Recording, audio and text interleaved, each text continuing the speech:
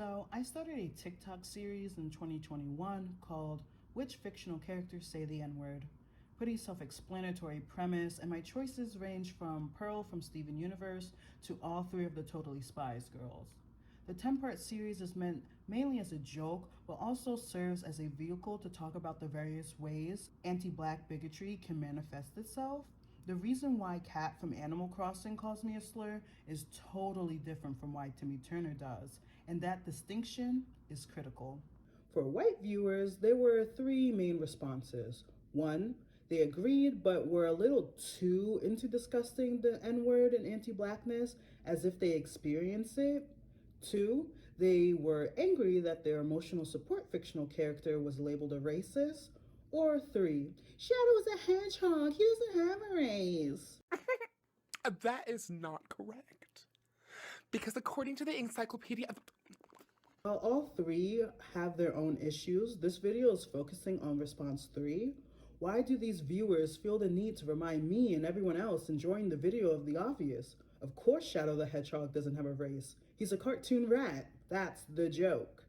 After reading hundreds of responses, I discovered most white people don't know how to joke about race without engaging in racist stereotypes. For them, they laugh at things like The Chappelle Show or Friday for completely different reasons than me and mine's. So my research question is simple. Why can't many white people joke about race without being racist? Let's get started. Race and racial humor were fundamental to the formation of America's comedic identity. Constance Rourke, a 20th century author, wrote American Humor, a study of the national character, and distilled three major figures in early American comedy: the Yankee, the Backwoodsman, and the Minstrel. Rourke's comedic trio were the common reoccurring characters drawn from early American life. The Yankee was a savvy East Coast businessman hiding behind a simple nature. He was described by Rourke as having sold a load of warming pans in the West Indies, and when he arrived in a Canadian village with a load of fashionable white paper hats and found no market because of cholera, he grounded them up in a mortar and made them into pills. The Yankee was a peddler, a self-made businessman who outwitted the inept old money elites. His strongest power was his ability to make change from nothing and mold inopportune circumstances into his favor. Most of you know the term Yankee from the baseball team or the war anthem turned children's rhyme Yankee Doodle. Others might know it as a Southern epithet for their Northern rivals, or maybe you know Yankee as another term for a New Englander. The context of these terms might seem different, but it's the same nigga, it's the same guy. Rourke's Yankee can and does embody all of these interpretations depending on who is viewing what. E.B. White of Stuart Little fame characterized the distinction as, to foreigners, a Yankee is an American. To Americans, a Yankee is a Northerner. To Northerners, a Yankee is a Easterner. To Easterners, a Yankee is a New Englander. To New Englanders, a Yankee is a Vermonter. And in Vermont, a Yankee is someone who eats pie for breakfast. The key traits of the Yankee is his wit hidden behind a cool demeanor. He's strategic, and we want him to succeed against the boring upper-class society. Moving to Rourke's second component of the comedic trio, the Backwoodsman is also a clear product of his time. Forged in the rugged West, the Backwoodsman was a rough and tumble man of the wild. He was described as half horse, half alligator, part seahorse of the mountain, flying whale, a bear with a sore head, a steamboat, an earthquake, and a flower, because why not? The man contains multitudes. Strength in both power and scale, he's assured of his physical prowess and never afraid to let it be known, especially if it can serve those he cares about. The Backwoodsman met the horrors of the untamed West with a light-hearted thrill. He was simultaneously defined by his conquest over nature and shaped by the roughness of the natural world. It should be clear to you by now that the Backwoodsman was a colonial fantasy. His relationship with nature is synonymous with his relationship with indigenous people. The Backwoodsman was trained by Native Americans. He claimed elements of Native culture and heritage and wove them into his identity. At the same time, violence against the Indians was seen as part of conquering nature. The distinction between the natural world and Native Americans was completely obscured, rendering Native people a part of the Wild West savagery. Rourke is well aware of the hypocrisy of the backwoodsman, who is usually depicted as the strong, heroic type who is ultimately good despite his brutality. The Yankee and Backwoodsman play off each other. While the Yankee humor is subtle and gradual, the Backwoodsman humor is loud, in your face, and a bit grotesque. Both are constructions of early American fantasies, the witty, self-made common man and the brash, strong champion of the wild world. When you distill down the traits of the Yankee and the Backwoodsman, you can see their influence today. I'm going to use language I know you animals will understand, the MCU. Tony Stark is literally a modernized Yankee. He's known for his intelligence, smart mouth, and desire to work alone. While it's inaccurate to call Stark a self-made businessman, his first two movies are about him creating the Iron Man suit from scraps and watching lesser men like Justin Hammer fail to replicate his invention. We could not get away from the death grip that genius billionaire playboy philanthropist had on the 2012 Tumblr girlies. To that point, we can even argue that Fan and Loki emphasize many of the aspects of the Yankee, such as cunning and a silver-tongued disobedience against Asgard. On the other hand, Thor, particularly prior to Ragnarok, is the backwoodsman. He's loud, brash, and confident in his superior strength. Thor thrived in the heat of battle, and many of his best scenes were physical comedy.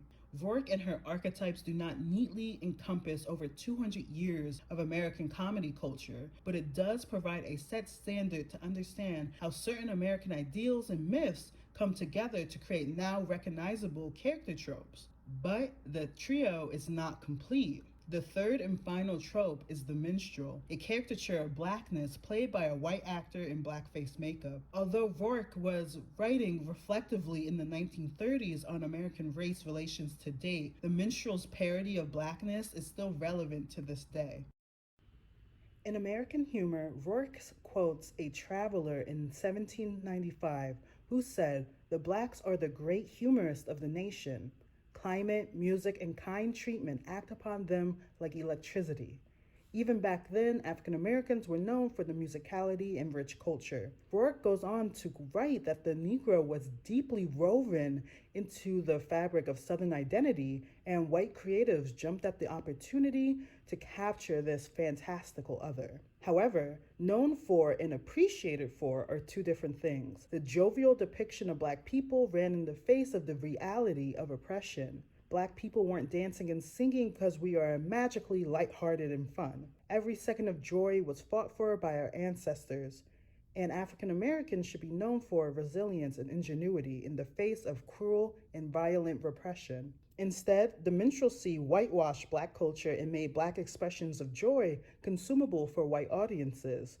Prior to the Civil War, blackface performances were not uncommon, but it wasn't until Thomas Dartmouth Rice took blackface to the next level by specifically impersonating African Americans. Rice witnessed a disabled, enslaved stable hand named Jim Crow dancing and singing. Like the colonizer he was, Rice stole Jim's routine, added a few more verses to his song, and performed the jig in full blackface. His first show was Jump Jim Crow, performed in Louisville, Kentucky in 1828. About and turn about and do just so. Every time I wheel about, I jump Jim Crow. And white audiences ate that up. White people were captivated by the newfound proximity to Black culture, which was simultaneously taboo and enticing. Rice and his Jim Crow performance would start the first wholly American art form. By the 1840s, the Negro Minstrel was solidified.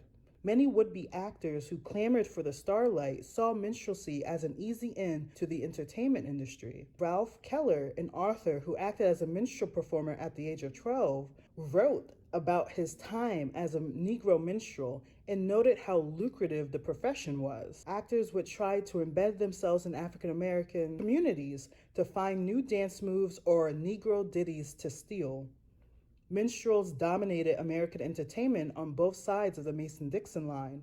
Northern audiences were huge moneymakers for traveling minstrel troupes. These troops would even go on to perform internationally in places like England and Japan. Vork described the minstrel as a black-faced Yankee whose metaphorical mask was traded for literal face makeup. The minstrel was often a trickster figure that pushed the boundaries of satire. She believed that the appropriation of black culture wasn't malicious, but actually allowed the minstrel to have an air of legitimacy and authenticity. She rejected the idea that performances were wholly exploitative depictions of black people, like some abolitionists at the time argued. She even went as far as to say that the anti-slavery opposition to minstrelsy sought to render black people humorless. Instead, minstrelsy showed the depth of emotions African Americans possess through humor and its inevitable tragedy. The satirical nature of the show allowed Negro minstrels to poke fun at white men while using black cultural iconography. Vork said that in minstrelsy, emotion was near the surface, that was communal, never individual. The minstrel depicted a vast array of emotions in a straightforward way that the backwoodsman and Yankee could not. She argued that the minstrel was humanizing in a way for African Americans. Now, I know the gut reaction to call her a dumb is strong, but I will rise above it for the purposes of this video. Jennifer Schuttler attempts to situate Vork's decision to include the minstrel in the comedic trio in a more nuanced, measured conversation. Despite her essentializing Negro humor, Schuttler demonstrates how important it was that Vork included the minstrel at all. Vork specifically noted the significant influence black culture has had on American culture. Schuttler also notes how Ralph Ellison, of Invisible Man fame, argued that Vork's inclusion of the minstrel was critical to understanding how African Americans have shaped American artistry. It's clear that Vork's analysis wasn't perfect, and at many key junctions, its examination of race was incomplete, but we can't throw the Funko Pop out with the packaging. It's a much better practice to pick through the scholarship and interrogate what is being presented before creating something new. In Change the Joke and Slip the Yoke, Ellison himself writes that the darky entertainer is a white invention fueled by white Americans' fascination with the contradiction between their oppressing of black people and their political moral ideals of justice. The Negro is too real, too serious for fantasy, so the mask of blackface was constructed to hide the humanity that existed behind the charcoal dust. What if, behind the fun of consuming bits and pieces of blackness, white people were forced to view us as fully human?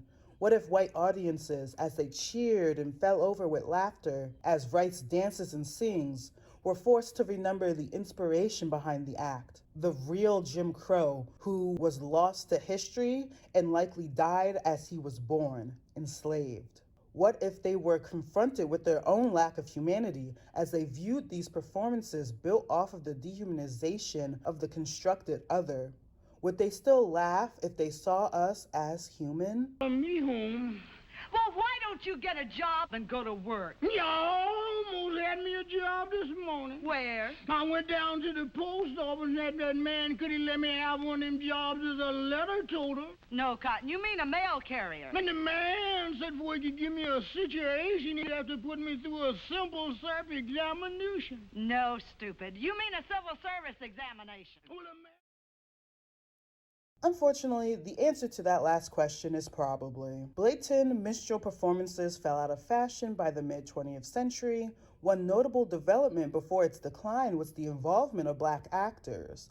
After the Civil War, formerly enslaved people found success by simply imitating their lives on the plantation.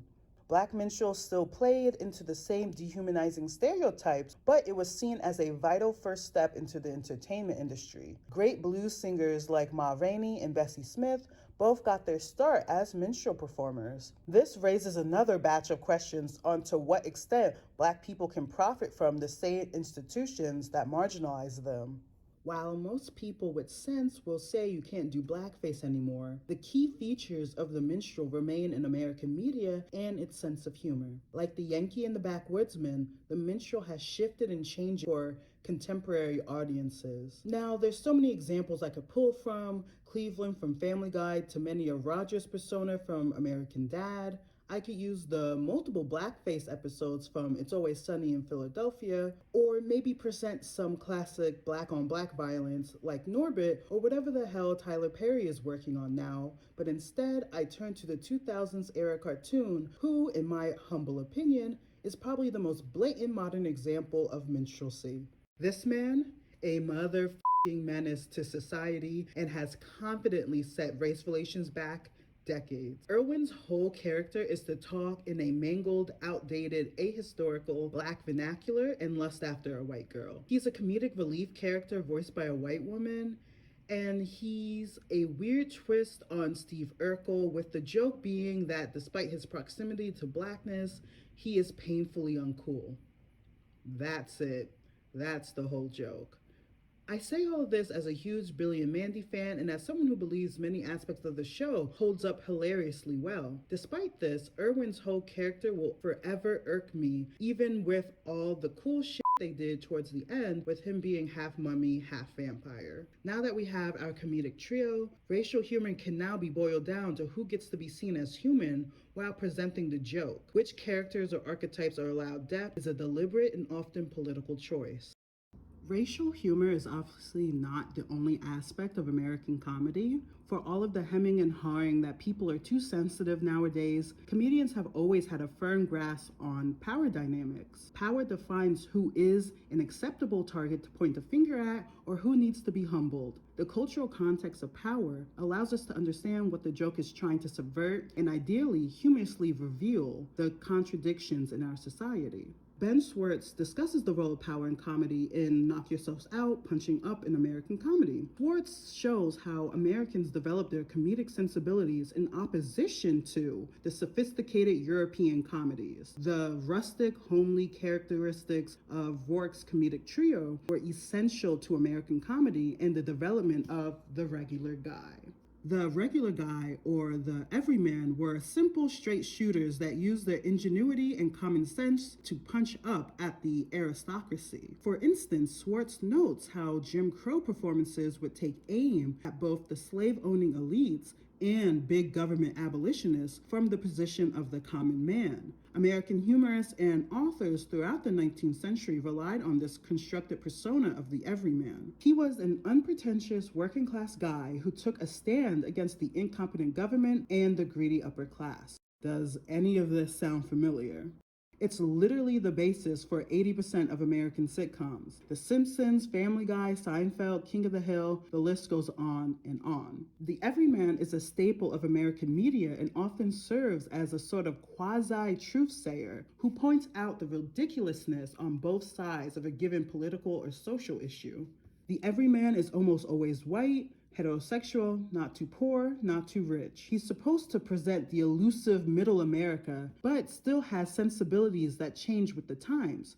Hank Hill doing blackface to mock highfalutin abolitionists would be a hard sell in 2022, but I'd watch 22 minutes of him trying to figure out Ace Course. Since the everyman rarely holds a marginalized identity, punching at both equally dumb sides is often just punching down. As Thomas Rice and Ralph Keller mocked the overzealous, overreaching abolitionists for wanting the government to end slavery, the perspective of the enslaved is completely forgotten. Schwartz talks about how many modern comedy bros who have dominated the comedy space believe that explaining jokes or giving apologies for off-color humor ruins the essence of the joke. Any joke or routine that misses the politically correct mark can be positioned as satire. Satire, the get-out-of-jail-free card. A racist, sexist, and/or homophobic joke is simply misunderstood irony that is too comedically intricate for your poor, triggered mind. Most view satire as less of a critique of power dynamics and more of a playing field where everyone is equalized. This approach, perfected by shows like Family Guy and South Park, believes that if you take equal jabs at white, black, and everything in between, the racist jokes can't be racist. Everyone's an equal target. This humor, part depreciating self-awareness and part exasperation with the morals of polite society, mirrors Rourke's comedic trio.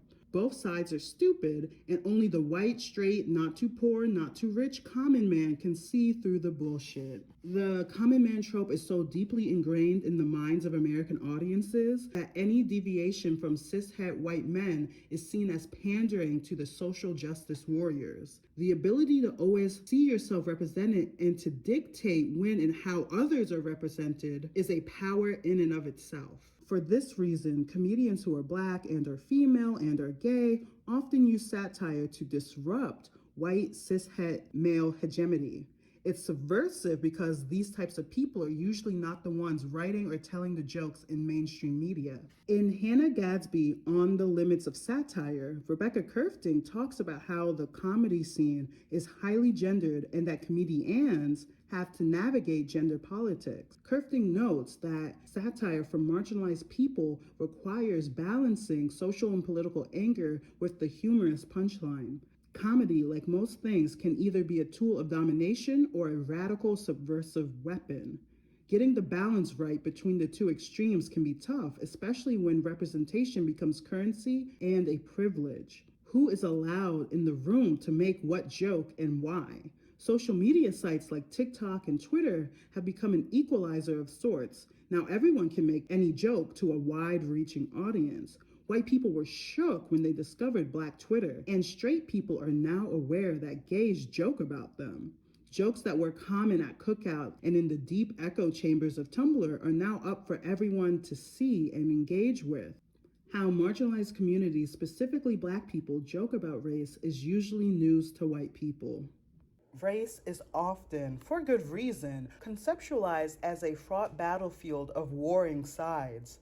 Some act as if the battlefield can only be surmounted by ignoring historical and contemporary marginalization and treating everyone as neutral equals, with everything being fair game. Or, alternatively, it's okay to feed into anti-Black tropes because we are criticizing the fumbling white ally. As I mentioned earlier, the advent of social media has changed how we joke. Fan spaces have flourished online, building communities who are discussing the battlefield of race in ways once unimaginable. Most importantly, conversations about representation are now center stage when talking about media.